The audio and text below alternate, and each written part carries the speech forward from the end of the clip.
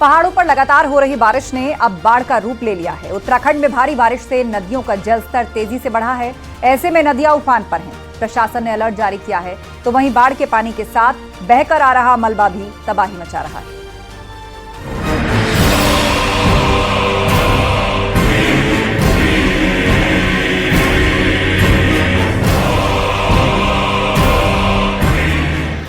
पहाड़ों में पिछले 48 घंटे से लगातार बारिश जारी है। चमोली में नदियां उफान पर आ गई हैं। अलकनंदा नदी रौद्र रूप में बह रही है। बताया जा रहा है कि पहाड़ों में हो रही बारिश की वजह से जल विद्युत परियोजना बैराज से पानी छोड़ा जा रहा है, जिसकी वजह से लगातार नदी का जलस्तर बढ़ता चला जा रहा है। वहीं विष्णुप्रयाग में अलकनंदा और धौली दोनों नदियां पूरे उफान पर बह रही हैं। इसके साथ ही कर्णप्रयाग में पिंडर नदी का जलस्तर भी काफी बढ़ गया है। प्रशासन की टीम ने नदी किनारे रह रहे लोगों से ऊंचाई वाली जगह पर जाने की अपील की है। प्रशासन का कहना है कि भारी बारिश की वजह से नदी का जलस्तर तेजी से बढ़ रहा है। पहाड़ों में लगातार हो रही बारिश की वजह से नदियों का जलस्तर बढ़ने लगा है। आप देखिए तस्वीर में जो अलकनंदा नदी है उसका जलस्तर लगातार बढ़ता चला जा रहा है, जिसकी वजह से जो विष्णुप्रयाग जो घाट है वो इस समय जलमग्न हो गया है। यहाँ पे बताया जा रहा है कि जो रेलिंग है वो भी यहाँ पे पूरी बह चुकी है। और अगर हम देखेंगे दूसरी तरफ, आप देखिए धौली नदी का जलस्तर भी धीरे धीरे बढ़ने लगा है, जिसकी वजह से विष्णुप्रयाग जो घाट है वो अब लगभग पूरा जलमग्न हो चुका है। आप देखिए जब भी पहाड़ों में बारिश होती है, जब नदियों का जलस्तर बढ़ता है, तो जो मैदानी इलाके हैं वहाँ पे इसी तरीके से बाढ़ की स्थिति भी पैदा हो जाती है। कल देर रात से लगातार यहाँ पे बारिश हो रही है और बारिश की वजह से लगातार जलस्तर बढ़ रहा है। जो पुजारी यहाँ पे उनसे बात करेंगे, सूरज सकलानी हमारे साथ मौजूद है। जी बताएं किस तरीके से जलस्तर बढ़ रहा है?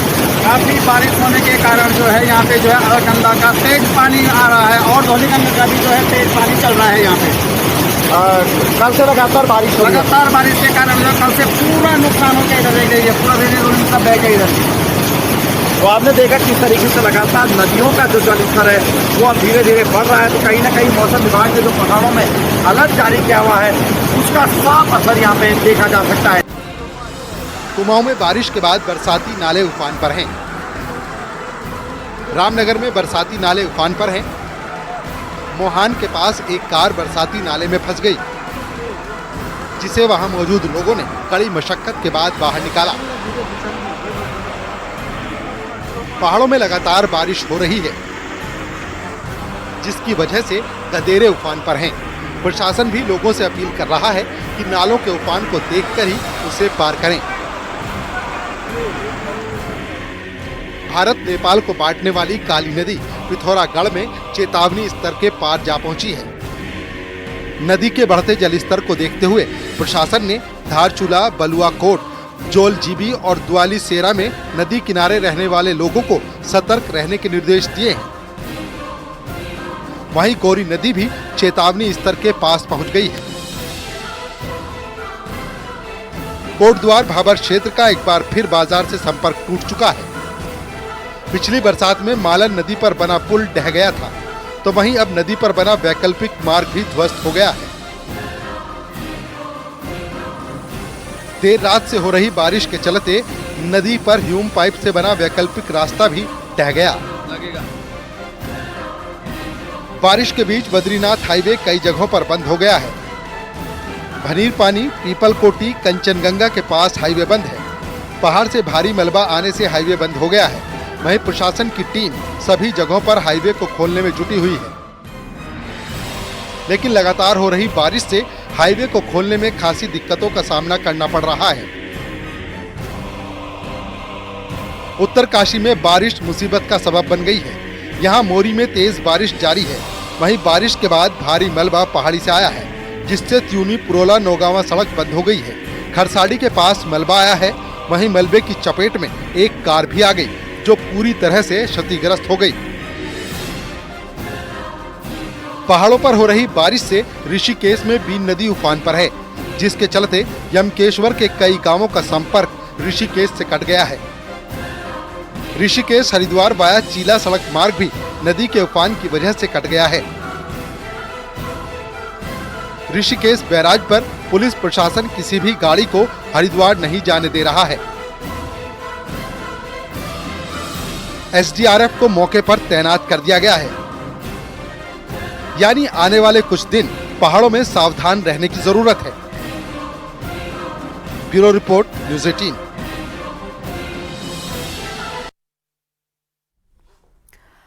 और बिहार में लगातार हो रही बारिश के कारण नदियों का जलस्तर तेजी से बढ़ रहा है, जिसकी वजह से उत्तर बिहार के कई इलाकों पर बाढ़ का खतरा मंडराने लग गया है। देखिए रिपोर्ट।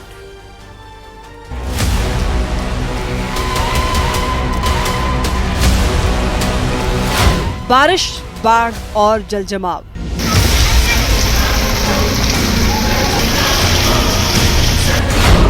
नदियों में उफान, जनता परेशान।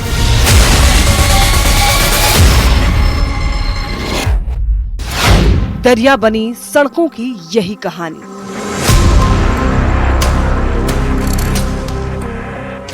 बिहार में हो रही बारिश ने लोगों को गर्मी से तो राहत दिला दी, लेकिन यही बारिश अब बिहार वासियों के लिए मुसीबत का सबब बन गई है। बारिश के कारण नदियों का जलस्तर लगातार बढ़ रहा है।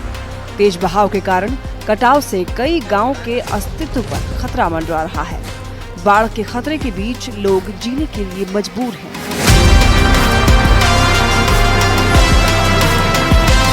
लगातार हो रही बारिश के कारण शिवहर के बागमती नदी का जलस्तर लगातार बढ़ रहा है और धीरे धीरे ये विकराल रूप धारण कर रही है।